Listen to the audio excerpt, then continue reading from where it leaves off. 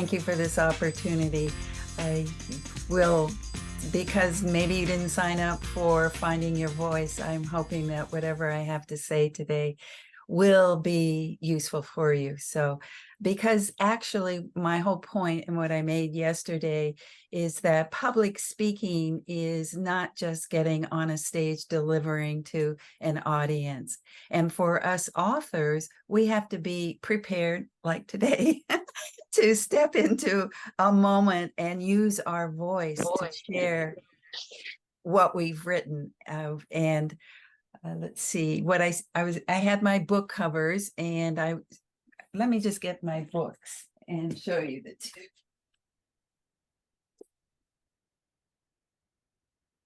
In 2009, you'll see this is my book cover, and you'll see the name Doreen Hamilton, PhD.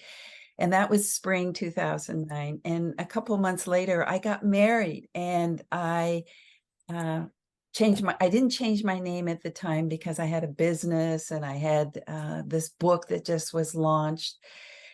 But I really wanted to change my name. But 10 years later, it took 10 years. And finally, when COVID happened, I did go into, let's just do it. I'm going to change my name legally. And I wanted to do it on the book. And I discovered that I had to do a whole new ISBN, and I had to, just create a whole new book. So that's what I did. And I changed the cover for there. Yesterday, we talked about covers, and I love my cover. There's this whole idea of going within yourself to find your voice, as opposed to performance techniques and being a stage speaker. Some of you may love being on a stage and want to do that. What my work is with authors is to help them, especially those who have more nervousness, more anxiety about speaking, to help them find the voice within so that they can show up on podcasts, on interviews, and videos. So that's basically what I started with yesterday, is to give you a little bit background about this whole idea of changing not just my name, but I rebranded beginning in 2009. It was about essential speaking from the essence of who you are. But as I was starting to become more online, I think somebody, iPhone is, there she is. Thank you. As I started to do more online work, I realized that what people were responding to is find your voice. And even today, when you think about, well, what's essential speaking? I always have to say it's speaking from the essence of who you are, unless people who are in mindfulness communities or who really understand what the essence means, it doesn't sometimes ring. So find your voice seem to be ringing. And I might as well, for those here, I do have a podcast. I invite you to my podcast, Find Your Voice, Change Your Life. I've been doing it for a couple of years, started it during COVID, and have done over 100 episodes. So, and I invite you, not just for those of you who have a book, not just talk about what you wrote, but what's the backstory? Somehow you've all had some kind of struggle. You learned something from your life. And I'm going to make this a little more interactive than just talking at you. I'd like to hear from a couple of people right here, right now, what you think the challenge you solved that then makes you feel like you've got an answer for people to help them. So oh, sweet. Oh, thank you for interacting, Elaine. Hi, Doreen. Hi. We've never met personally, but I'm a member of Redwood Writers in Sonoma County, California, and I couldn't make your lecture there, but I did buy your book, and I don't know, sometimes timing is everything, where it all comes together, because I'm about to publish a book, but I've already started some media interviews, and most importantly, PBS American Experience is going to have a program on the history of flight attendants, and that's what I'm writing about. I'm writing about two particular flight attendants. So um, I found my trauma through what I read in your book, through doing some introspective thinking, trying to figure out, why is it I always get the heebie-jeebies before I get on a stage, or before I get on an interview. I was down to the point where I was taking herbal concoctions for anxiety, right? And it did help a little bit, but what I realized was I had trauma just in terms of being dismissed as a woman all my life. And that is exactly what I'm writing about. And what happened was, I finally realized that maybe my destiny is to just write about that. And so I've incorporated that as a theme in my book, which is prevalent anyway in the history. And when I get interviewed now, it's like all of a sudden that trauma just left. And I found my inner self. I was able to, and my inner voice, and project it properly for all the interviews I've ever had since. So, and I love it. I have a lot of fun speaking. So I have a message, and I've got 2 more chapters to write. So, this is going to be a big year. Oh, Elaine, that's wonderful to hear Yeah. that. And that's, I mean, that's part of what we're doing, folks, is to reach people, and then to hear it back. How exciting this morning is to hear that back from you, Elaine. Thank you so, so much. I'm really appreciative, and I recommend your book to everybody I meet in the Yeah. writing a book. Yeah, thank you. Well, what I shared yesterday was a PowerPoint slide, and I don't want to just take time to go find it on the back of my computer, but I talk about 7 secrets, and I don't give you performance techniques. What I do is help you understand that speaking comes from a being state. So my first secret that I talk about is be still. And being still means actually learning how to calm your body, how to quiet all that noise in your head. And that's a process. You don't usually do it in just a snap of a finger. It's with self-awareness. Mindfulness is partly what I preach here, you might say, is learning how to do that inner journey. And that's what Elaine's talking about. Yeah, you do have to learn some techniques if you're going to be on media, for sure. But to even get as close to a camera, for those who are really terrified, there's some inner work that needs to be done. So I always say my process is an inside job. It's not about putting well, like today, I don't have any lipstick on, so it's not about putting on the performance. So the first secret is be still. If you could just take a breath, I think a full breath is one way to actually come back into helping your body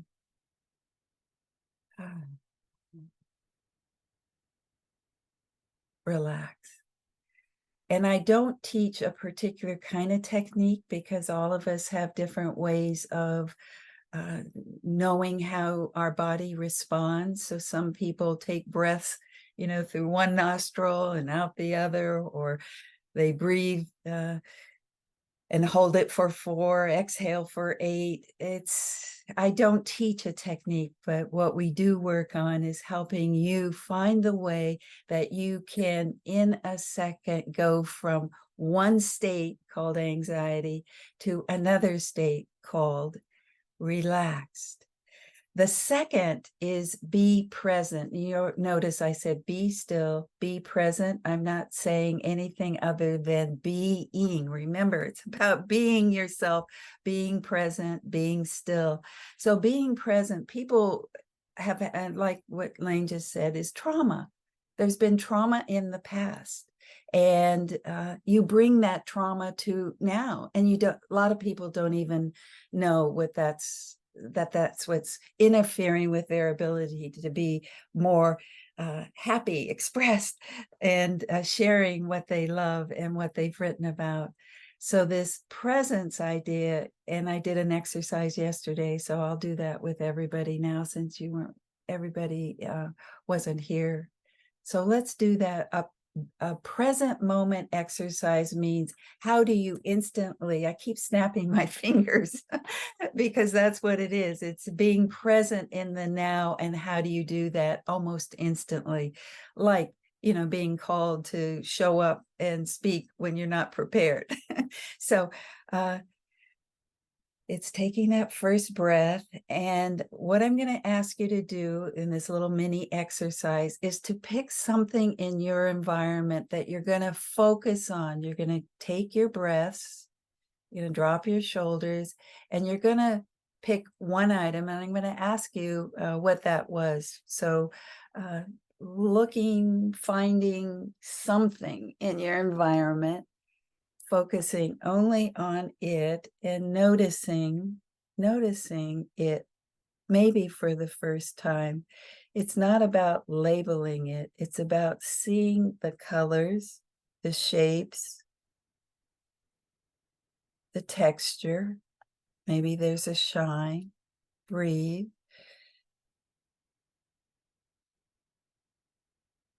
It's a be with exercise, being with whatever object you have chosen. You'll notice my voice just dropped. This is a wonderful exercise to do out in nature, being with a tree, being with a plant, seeing it for the first time, noticing the difference in your body.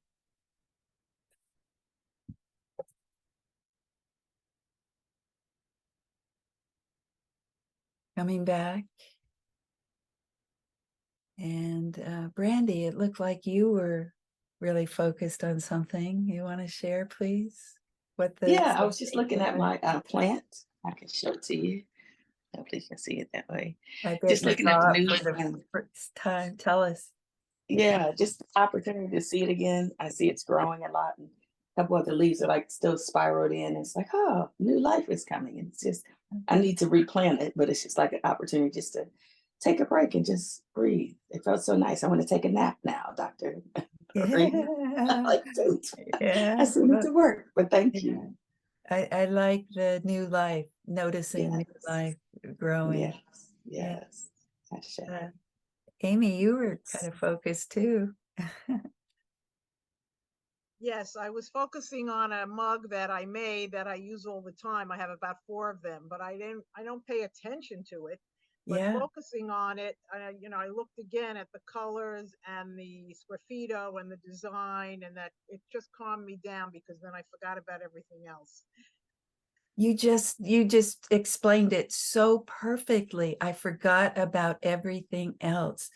And it's a great technique, a distraction technique, if people have anxiety, is coming into this now moment and noticing your brain just goes someplace else. And like for each one of you, it feels like, oh, you found something that brought you more alive in the moment.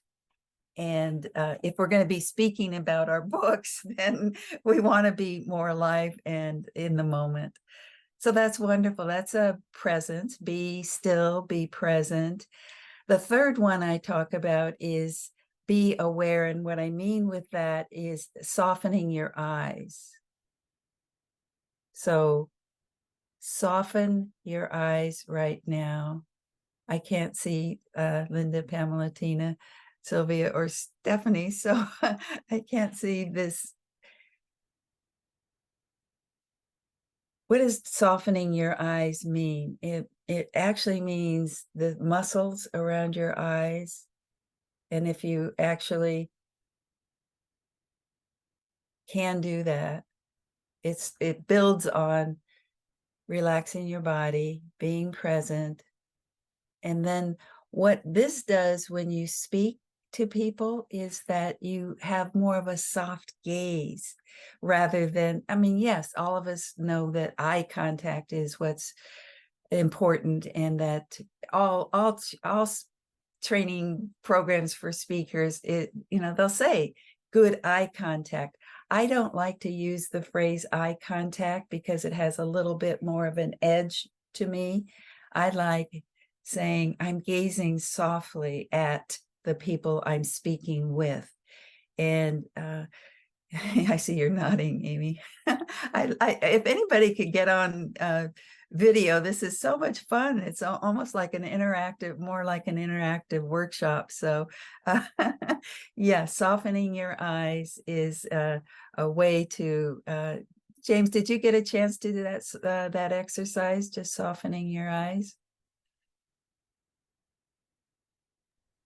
I wear glasses, so it kind of doesn't matter. Yeah. Well, this whole idea of eye contact is because I'm talking about presence, I call it actually eye presence. And that makes a whole different way of using your eyes when you are a speaker, that you are able to open your eyes and to be seen, because you're no longer feeling like you got to make eye contact. It's much more of a relaxed way of being with. And then the fourth, so I've said be still, be present, be aware, meaning softly with your eyes, be listening.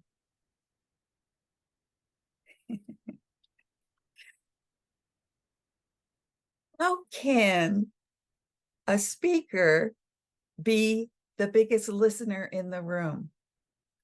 Think about it. Just imagine yourself, whether it's really on a literal stage, or whether it's in a small group, or whether you might be at a bookstore event. Linda might be at, Elaine might be at the meetings for the Northern California book club.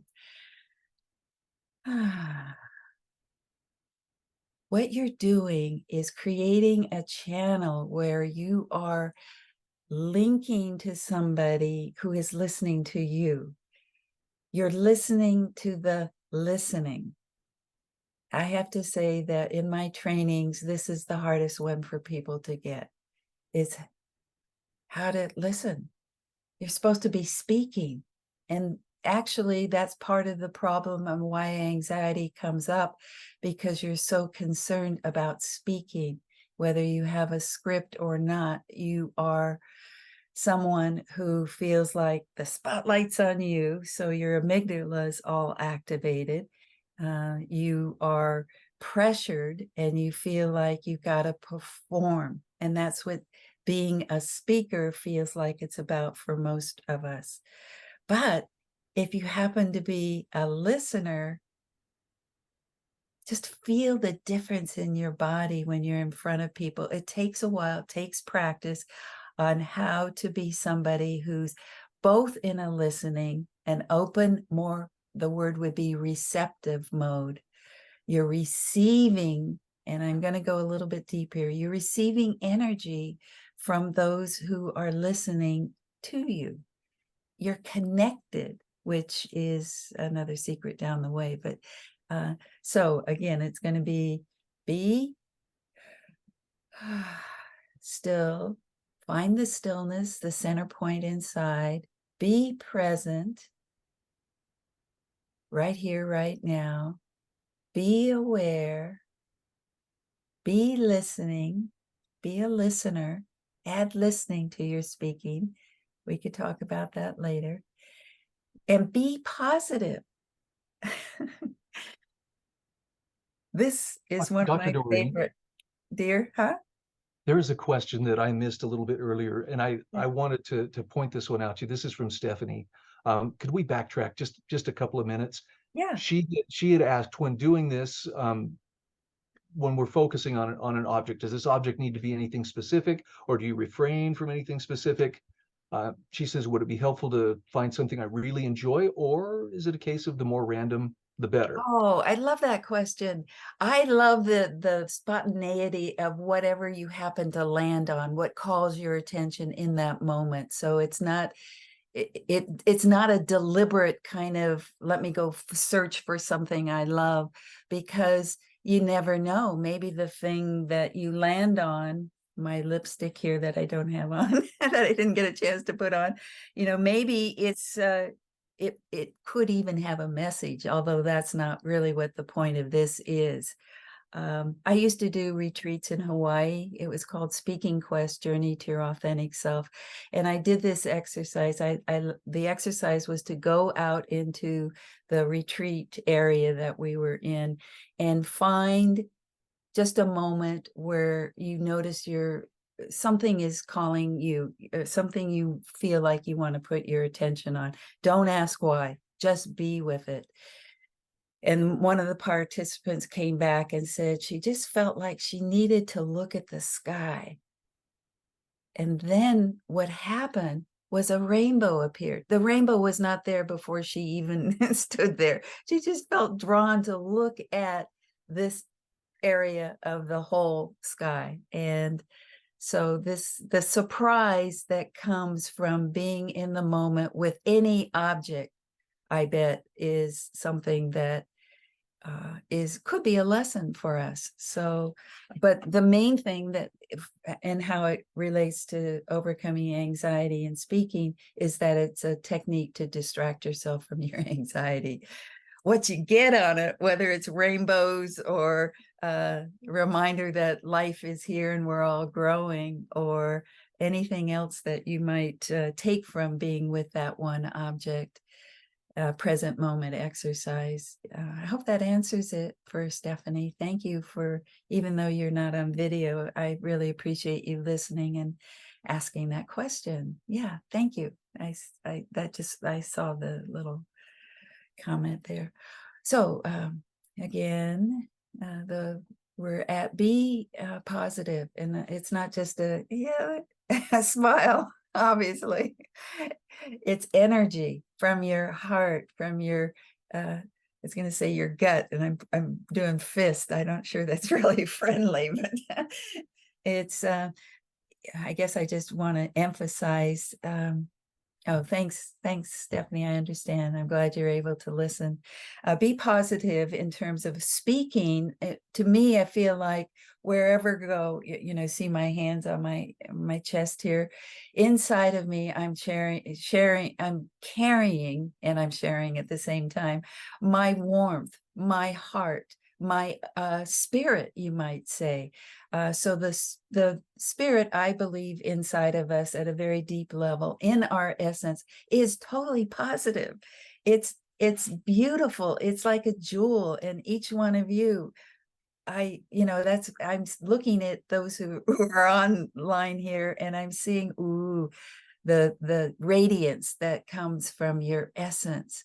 And that is something, that's part of what the listening to people is, that they may have their arms crossed and you feel like they aren't really wanting to be with you, but you turn it around.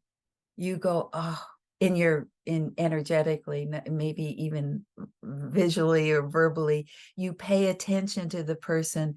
And I'm putting my hands together like this. You bless them, maybe, you give them something that welcomes them, even though they may have some kind of whatever's going on in their face and they don't want to be there with you, you're glad that they are, that there's some reason that they're here in the room with you. So being positive is more about finding the essence of who you are and finding the essence in other people. So essence means, let's think about it as a jewel right now, a quality. I know I'm warm. Nobody, I'll go into any room and I know that's what I'm radiating warmth. I'm radiating love from my heart, and I care. Think about it, and maybe just for those of you who aren't on, maybe Stephanie, you can, and Pamela, you could put it in the chat, Linda, like, what is your core essence that is your most positive quality, would you say? If you could identify just one. And I'll just give you an example. When I did this exercise with somebody recently, they said that they were strategic. And I didn't think that was quite deep enough into the essence. I mean, it feels like it's a doing. Yes, you're good at strategy. And she said, I'm perceptive. Do you feel the difference between I'm strategic and I'm perceptive? Perceptive is much more open. There's a different kind of quality than I can come up with strategies. So, Elaine, one word of your essence, just one word. Empathic. And you could speak it, or you can, first thing that comes to my mind, I can't read the whole thing. Brian, can you read that, please? You bet. It says the first thing that comes to my mind is enthusiastic, maybe empathetic. Ooh, enthusiastic. That has a quality of effervescence. Oh, I wish you were on so we can see your effervescence, Stephanie. And John? Doreen, I said empathetic as well, because what ends up happening coming back is you can see a shift change in your audience. Yes, a shift change. That's a huge point, is that you are a transformational speaker when you use some of the techniques that I'm talking about. And not only are you delivering information, but you're delivering an experience for your listeners. How exciting is that? Enthusiastic. I love it. Thank you. Thank you. And Brandy, an essence quality. I would say my smile. And then where does the smile come from? I know it. Just from my heart. I just feel like great. You know, I strive to be always happy. Yeah. I mean, already, don't you look at her smile, guys? I mean, don't you already feel like, oh, I just want to get hugged by her? And so if she's on a stage, or if she's in a room, you just want to go, oh, yes, talk to us, please. We'll listen, because we already feel warmed by your spirit. Yes. Thank you. I appreciate that. Thank you. Yeah. Hi, Joanna. Doreen, how are you? I'm really on the spot today, because what happened yesterday when I had my program, they didn't get it fully recorded, so they asked me to step in today, which I am doing spontaneously. Thank goodness I know what I know, and I love what I love. So I've been going through the 7 secrets that I talk about to overcome anxiety when it comes to speaking to groups, and I've done the first 5 already, and I'd ask people to identify a quality, an essence quality. And I'm just going to ask you, I think you would understand what an essence quality, Joanna, is. What would be a quality that you feel like the jewel inside of you that you radiate from? What would be a word that would capture that for you? Energy. Okay, what kind of energy would you call it? Kind of energy would I call it? It's energetic. Yes. It would be contagious energy. Lovely. Yes, would be positive energy. absolutely, definitely positive and bright. I would say, And, look at okay, guys, and look I at am her. usually bright, right? I'm usually bright in this environment. Yeah. Yes, so that's what I'm talking about is so that if you know this quality inside of yourself and it's in your go again, the spirit of you, that's what you're bringing to speaking. And yes, of course, you're bringing your words and your content and your PowerPoints or whatever it is, you're bringing whatever's in your book, but it's you. You know, there's the message and there's the messenger. You are the messenger, and that's what's so important, is that you get to deliver the message. So don't forget that you are the being, the human being, not the human doing that's Right. speaking. So Joanna, I talked about, you've probably seen my 7 secrets, but the first one, be still, be present, be aware with your eyes, be a listener, be listening, be positive, and they're all about being. And the last one, next to the last one, is be connected. And connection is what we've been already doing, you know, connecting to what's in our environment, connecting to ourselves. Now, what we've really anchored in is connecting to the essence of who we are. So that when you do enter a speaking environment, that you bring in the essence of who you are, because you're connected to it. And that if you're going to be listening to people, you're connecting to the essence of who they are. So, and one other, for those of you who are actually out there going to be speaking to audience, it's one person at a time. And that's a little bit harder to do on Zoom because the way that you feel, they feel like you're doing one person at a time is when you're looking at the darn old camera.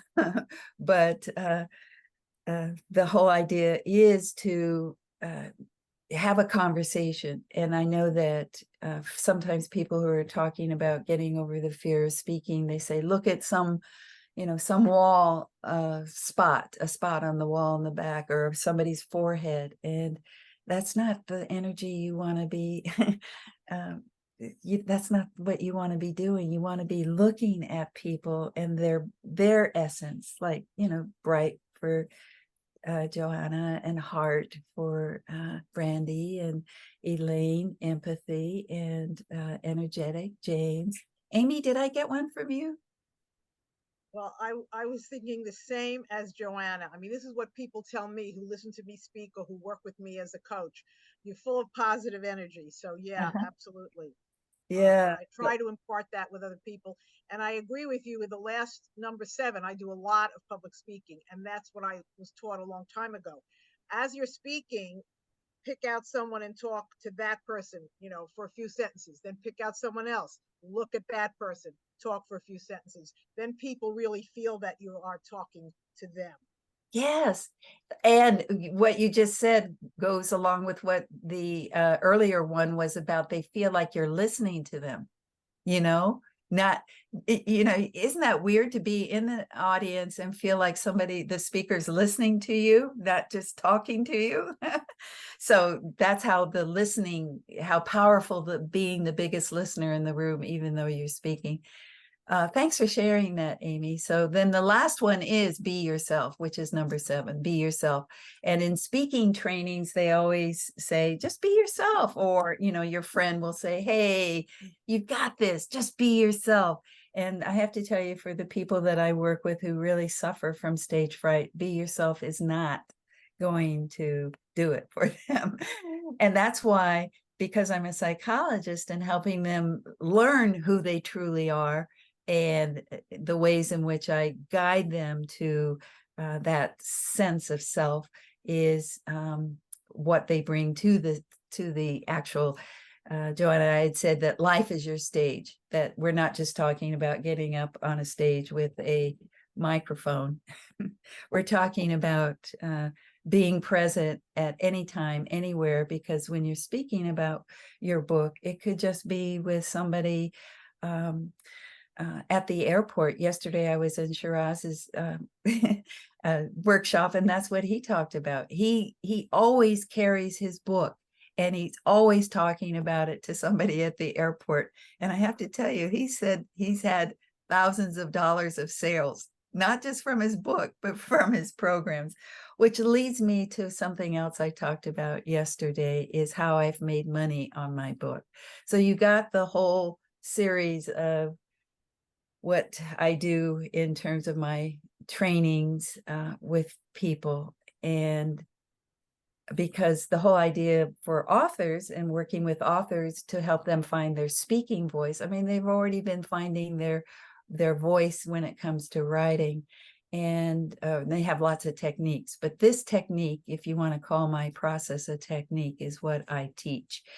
And that's how I've been making money for years now, is workshops where I get to facilitate a little bit of what I did with you guys today, only it's more embodied because they get up and they have to stand in front of people, and I have them learn how to ground themselves through exercises like this basic kind of centering exercise, to where you literally center your body in the now moment.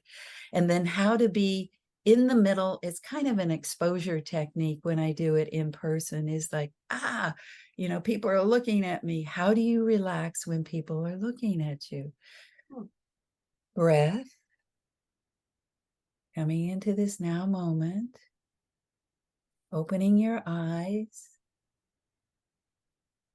listening. You don't have to speak. I don't tell people in my workshops you have to say anything. You first have to find that whole sense of being so fully in the here and now that your voice arises, as opposed to the voice comes from your brain.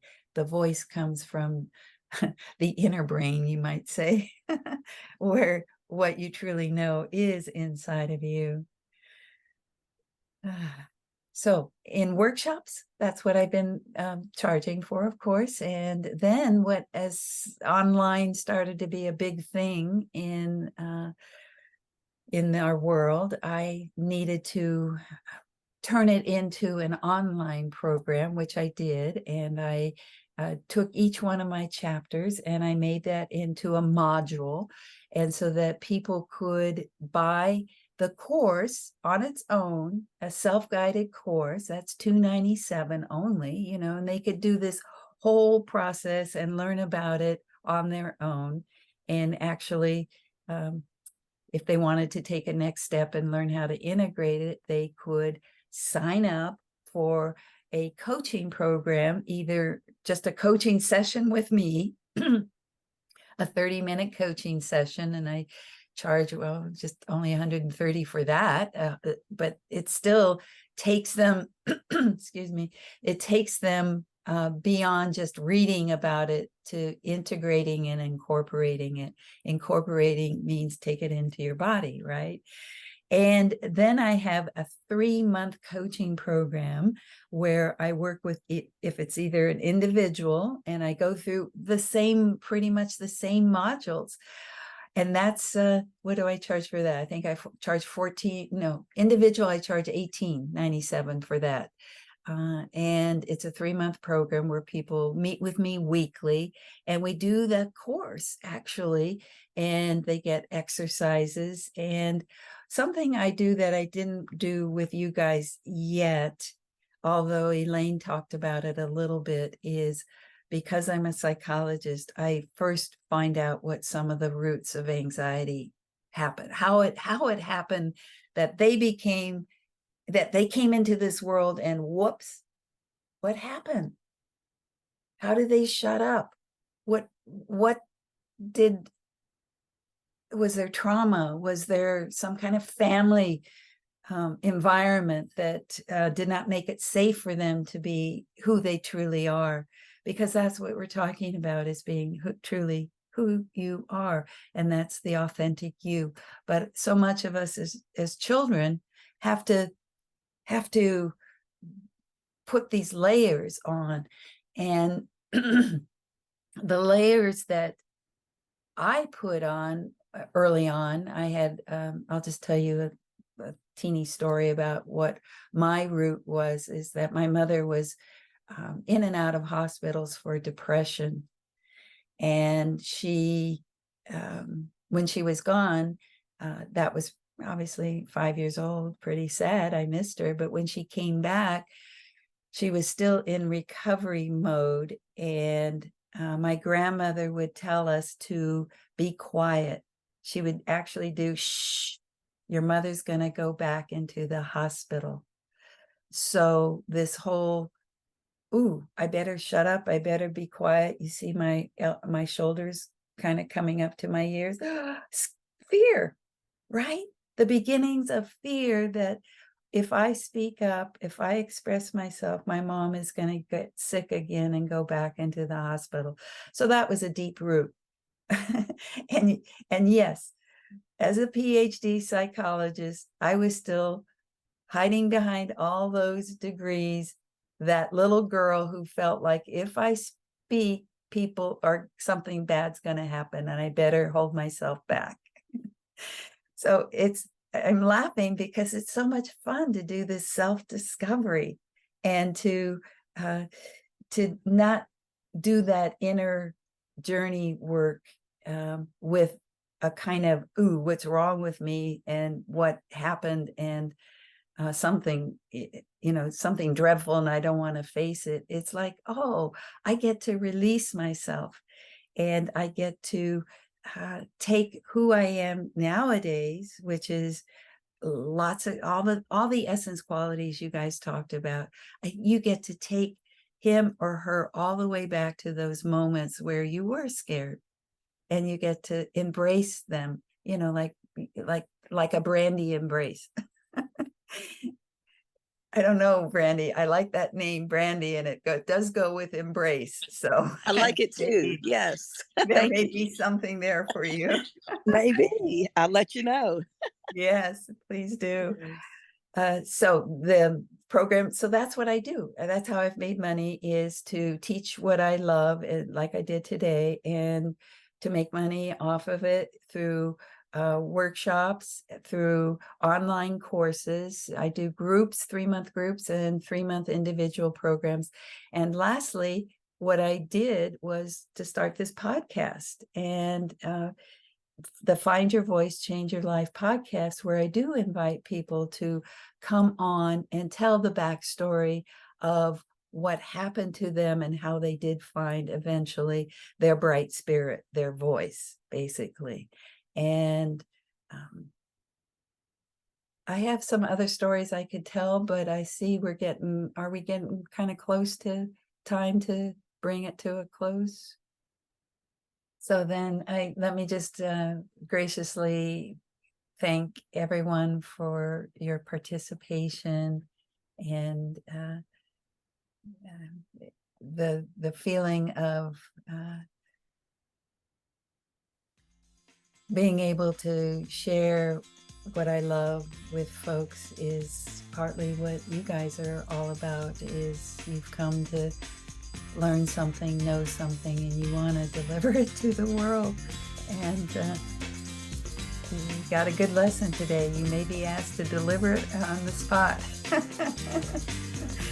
So thank you, everyone.